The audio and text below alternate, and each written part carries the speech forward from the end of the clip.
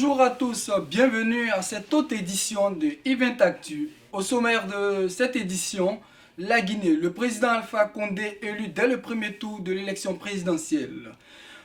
Côte d'Ivoire, les Ivoiriens toujours dans l'attente d'un résultat provisoire après le vote.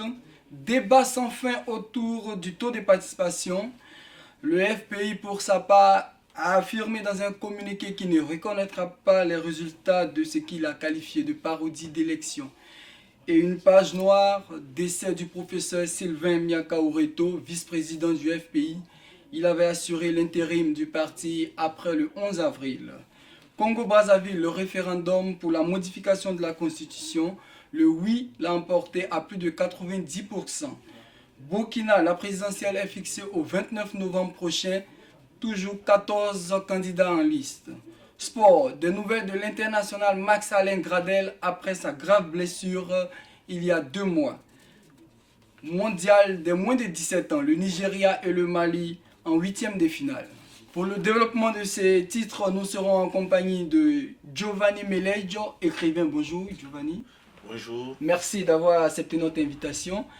Giovanni est avec nous sur ce plateau parce qu'il séjourne en Europe pour la dédicace de son dernier ouvrage. Event News peut avoir la primeur de votre prochain ouvrage. Oui, le prochain ouvrage est un mélange d'une histoire politique, mais qui trouvera toute sa source dans une nouvelle bien orchestrée, amoureuse, mais qui tout cela va donner un cocktail important et dont vous aurez les premiers lits dans quelques semaines ici en France. Mesdames et messieurs, vous l'aurez compris, c'est avec Giovanni Meleggio que nous commenterons l'actualité de la semaine. Tout de suite, le développement des titres. Guinée, la Commission électorale nationale indépendante, la CENI, a proclamé il y a quelques jours Alpha Condé vainqueur de la présidentielle dès le premier tour avec 57,85% des suffrages exprimés, totalisant ainsi plus de 2 millions de voix. Reportage de la télévision guinéenne. Conformément à l'article 32 de la Constitution, qui stipule, est élu le candidat qui a obtenu la majorité absolue des suffrages exprimés, au terme des opérations de totalisation globale des résultats provisoires, au vu de tous les procès-verbaux de centralisation de vote par les 53 CACV, les commissions administratives de centralisation de vote, le candidat professeur Alpha Condé, ayant obtenu la majorité absolue des suffrages exprimés, soit 2 285 827, avec un pourcentage de 57,85%, en attendant la proclamation définitive de ces résultats par la Cour constitutionnelle, la CENI proclame le professeur Alpha Condé élu dès le premier tour de l'élection présidentielle du 11 octobre 2015. Que le bon Dieu répande sa miséricorde sur la Guinée. Je vous remercie. Le chef de l'opposition, Cellou Diallo, arrive en deuxième position avec 31,44% des suffrages exprimés.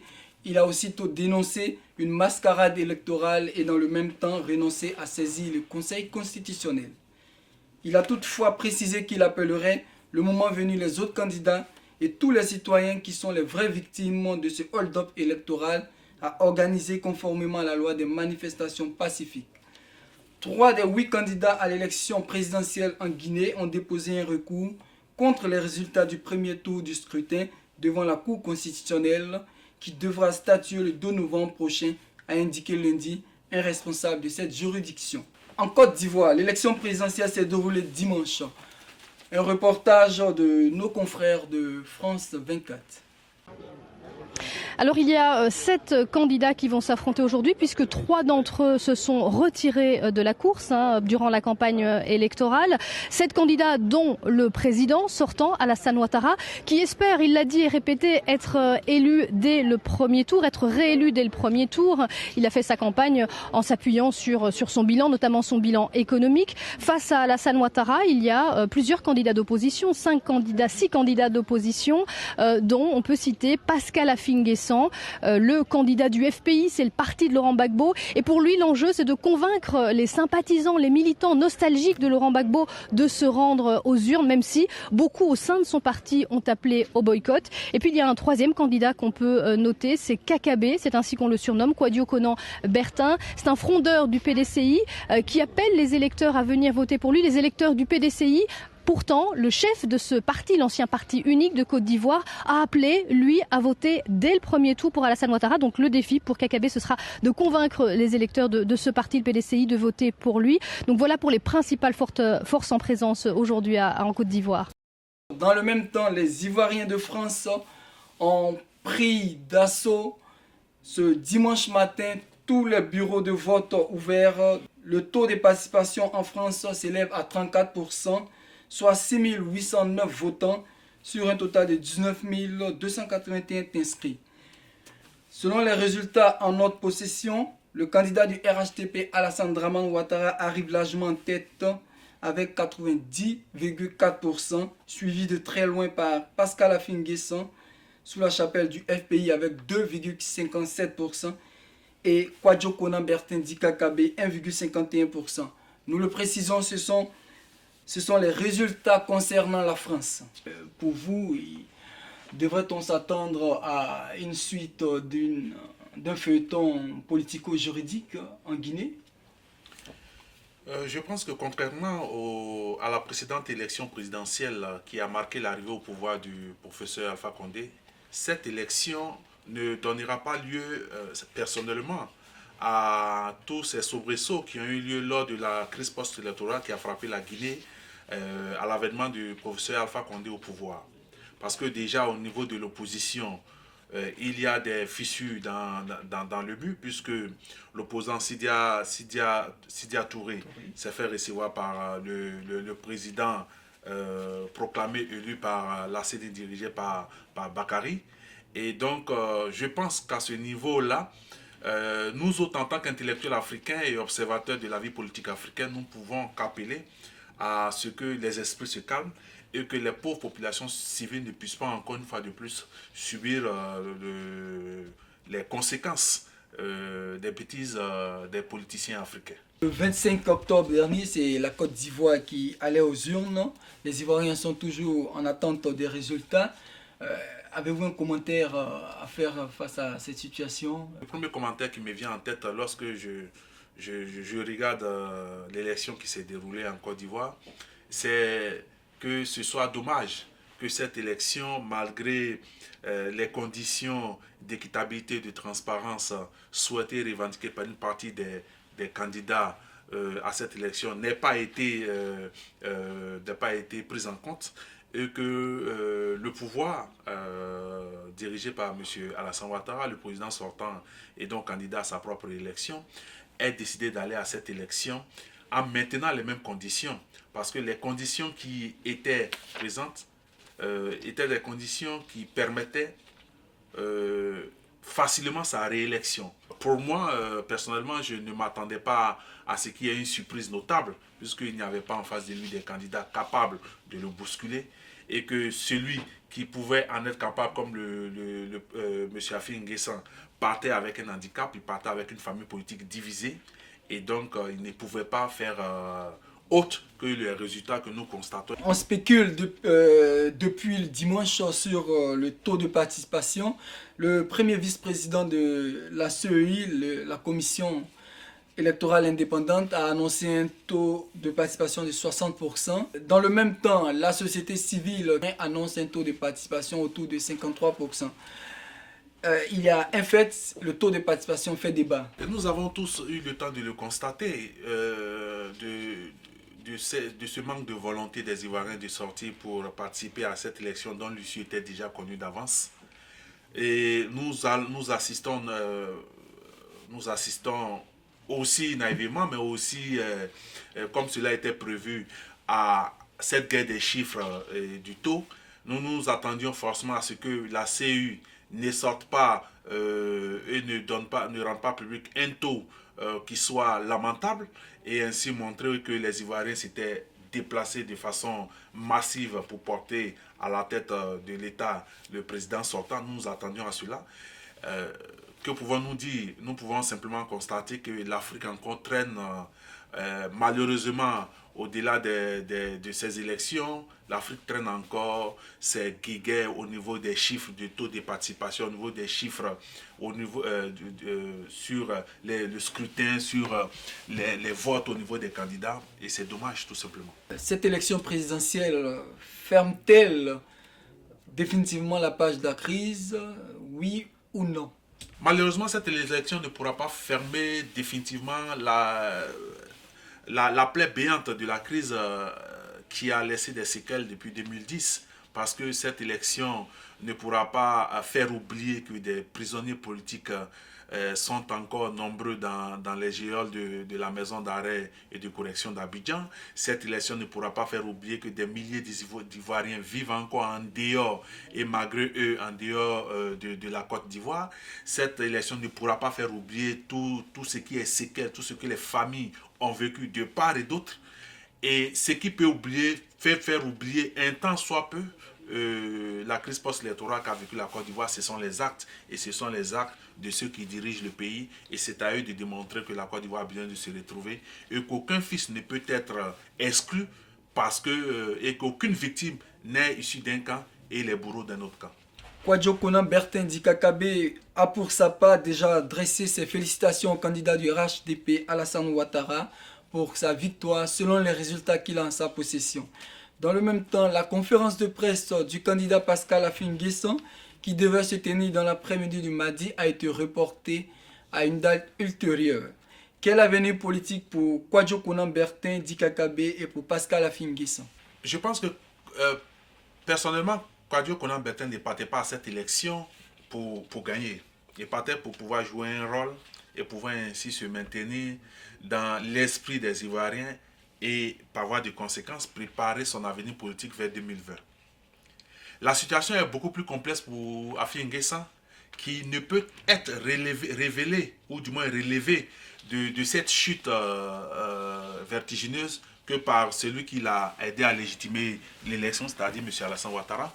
Espérons que M. Alassane Ouattara posera des actes qui lui permettront, lui, de pouvoir avoir de l'embellie politique. Sinon, je pense que cette chute, avec le taux qu'on annonce, risque de lui faire perdre toute la légitimité dont il pourrait bénéficier, même au niveau de ses partisans. Car lorsqu'on fait une analyse globale et qu'on survole les différentes tendances qui se dégagent, on se rend compte que c'est juste à Bongouanou seulement qu'il a pu dépasser le candidat Alassane Ouattara et que dans les autres circonscriptions, il a moins de 10%. Le secrétaire général du FPI a affirmé dans un communiqué qu'ils ne reconnaîtront pas les résultats de ce qu'ils ont appelé une parodie d'élection. Est-ce que après cette élection, le FPI pourra prendre sa part dans le jeu politique, surtout que depuis près de 5 ans, ils sont marginalisés par le pouvoir en place et traqués, entre guillemets. L'handicap du FPI, de la version, pour faire un néologisme de la version sangarienne du FPI, c'est que c'est une branche qui est, comme tu l'as dit, qui est marginalisée par le pouvoir, qui n'est pas reconnue par le pouvoir. Elle gagnerait à fédérer autour d'elle plusieurs forces socialistes, plusieurs forces de gauche, afin d'être le porte-voix de l'opposition. Parce qu'aujourd'hui, nous partons dans le sens, Affi-N'Guessan s'étant érigé comme un opposant cajolé, comme un opposant qui plaît à Alassane Ouattara, forcément c'est M. Affi-N'Guessan que M. Alassane Ouattara considérera comme son opposant numéro 1, quitte maintenant à la branche sangarée du FPI, qui a le terrain et qui a une base militante nombreuse, de pouvoir trouver les moyens politiques de s'associer avec plusieurs forces afin de pouvoir être maître du terrain.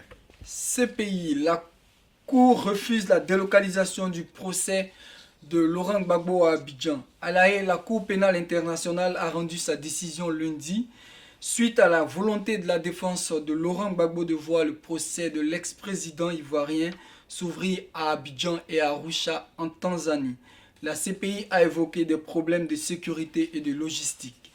Les avocats représentant les familles des victimes pour leur part ont estimé que le procès de Laurent Gbagbo à Abidjan offrait essentiellement une tribune politique à l'accusé. Alors, une question sur ce sujet. Dans quelques jours, le procès de l'ex-président ivoirien Laurent Gbagbo s'ouvre. Ses avocats avaient demandé une délocalisation à Abidjan. Pensiez-vous qu'il était possible de voir se réaliser cette délocalisation? Pour moi, M. Alassane Ouattara, le président sortant et candidat déclaré élu par les tendances de la CEI, ne pouvait pas permettre que ce procès se déroule en Côte d'Ivoire pour la simple raison que depuis 2011, où M.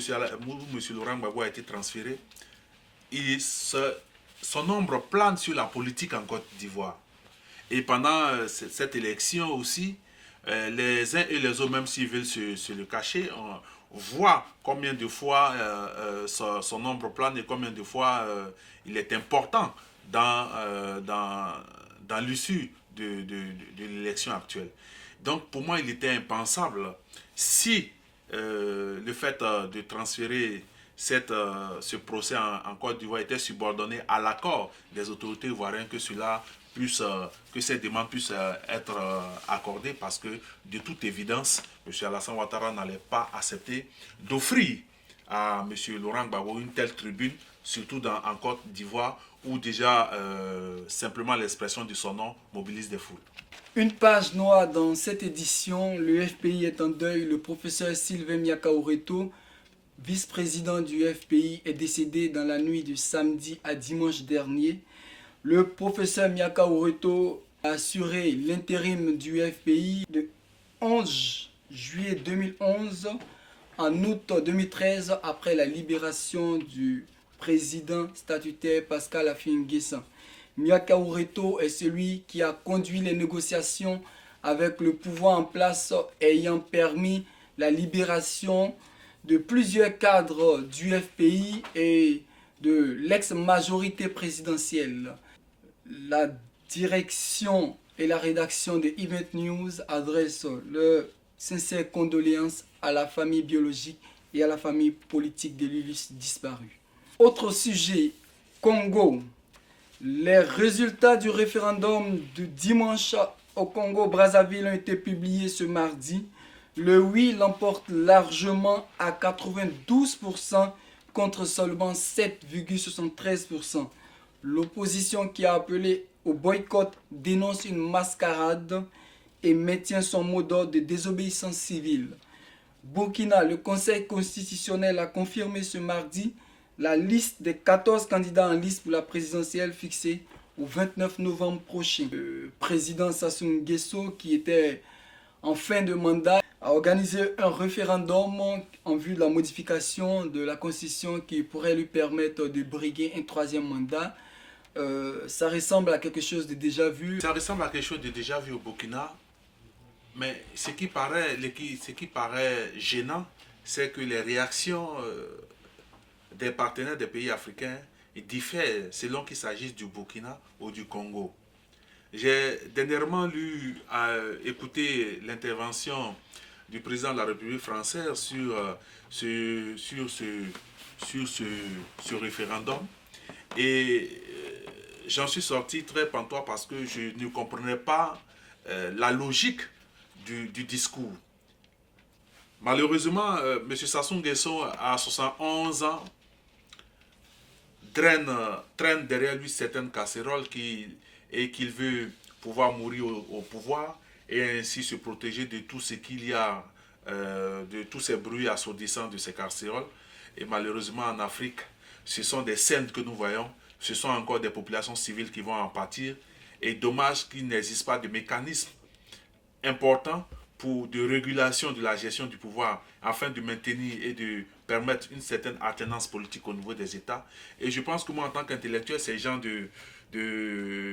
d'informations m'interpellent au plus haut niveau afin que les intellectuels africains puissent s'asseoir, essayer de défricher le terrain pour pouvoir poser des réflexions sur les causes ce qui amène les chefs d'État africains à vouloir s'éterniser forcément au pouvoir. Cela a commencé avec Blaise Compaoré. Le peuple burkinabé a pris ses responsabilités. Et personnellement, en tant qu'intellectuel, j'espère que le peuple congolais prendra aussi cette responsabilité. Sport, football, mondial des moins de 17 ans. Les sélections des moins de 17 ans du Mali et du Nigeria joueront les huitièmes de finale du mondial qui se déroule en Chili. Les représentants africains joueront tous deux ce jeudi. Le Mali affronte la Corée du Nord à 20h temps universel, quand les Nigérians et les Australiens croiseront le fer à 23h temps universel. Du côté de l'équipe A du Nigeria, quelques jours après Vincent Enema, qui a mis fin à sa carrière internationale la semaine dernière, c'est un autre international nigérian qui a décidé de prendre sa retraite internationale. Emmanuel Emenike, auteur de 9 buts en 37 sélections, l'attaquant d'Al Ain vient d'annoncer sa décision sur Instagram. Des nouvelles de Max Alain Gradel, l'international ivoirien, actuellement en Côte d'Ivoire pour sa rééducation après son opération au genou il y a 2 mois. Max Alain Gradel a donné de ses nouvelles. Il a repris seulement l'entraînement au bercail et je cite: mon club me fait confiance, j'ai déjà été à Bournemouth et ils savent que je suis sérieux. Il y a 2 ans, j'ai eu la même blessure et j'ai fait ma rééducation en Côte d'Ivoire. Explique le champion d'Afrique. Le plus important, c'est d'avoir confiance en soi, souligne-t-il. Didier Drogba, de son côté, ne cesse plus de briller en MLS au Canada. Il a réalisé ce week-end un autre doublé avec son club, l'Impact de Montréal, totalisant ainsi 11 buts en autant de rencontres. Comme le 20, Sir Drogba se bonifie avec le temps. Giovanni Meledj, 2015-2016 est une année charnière pour des élections en Afrique. Pensez-vous qu'on pourra passer ce cap sans des tumultes ou faut-il s'attendre à ce qu'il y ait des soubresauts dans certains pays au regard de la situation politique qui prévaut dans l'ensemble sur le continent? C'est l'espoir. Moi, je ne peux que souhaiter que ces élections se déroulent bien et qu'au sortir de ces élections, ces pays africains ne puissent pas vivre des crises post-électorales semblables à celles que la Côte d'Ivoire a vécues. Au Burkina, le Burkina vient de traverser une période importante de sa jeune histoire, avec le coup d'État manqué et vite réparé du général Diendéré.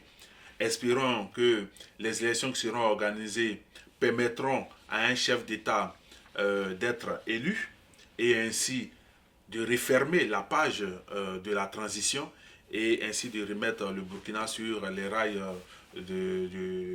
d'un développement et aussi d'une vie sociale normale. C'est ce que nous pouvons espérer, mais que pouvons-nous dire face aux actes posés par les politiciens africains qui très bien souvent mènent nos pays dans des abîmes et dans des avenirs incertains. En tant qu'intellectuel, je ne peux que souhaiter que tout se déroule bien afin que le Burkina et la Côte d'Ivoire ne connaissent plus des crises telles que nous l'avions vécues auparavant. Mesdames et messieurs, c'est sur ces mots de notre invité que nous mettons un terme à cette édition. Retenez que les actualités d'aujourd'hui, c'est l'histoire de demain. Que Dieu bénisse l'Afrique. Au revoir.